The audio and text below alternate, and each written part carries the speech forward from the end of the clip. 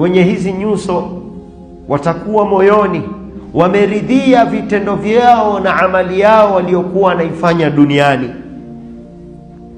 liannaha wasalat bihi ila hadha an-na'im wa hadha as-surur wa hadha al-farah. Ni kwa kuwa hizi vitendo vilikuwa ni kisababu ya wao siku ya kiyama kufikia na kupatanishwa na hii neema na hii furaha na hii raha watakaokuwa nayo siku ya kiyama. Sasa wataridhia amali yao wapi?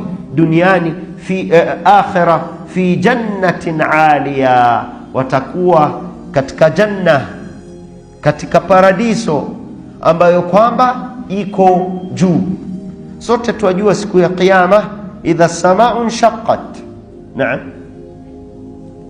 was-samai idha samau shaqqat, naam, idha shamsu kuwirat. Hizi aya zote zilitangulia, sura zote zilitangulia. Siku ya kiyama hizi samawati sab'a wal ardina sab'a zitaondolewa, itakuwa tu ni jahannam fil asfali wal janna fil a'la.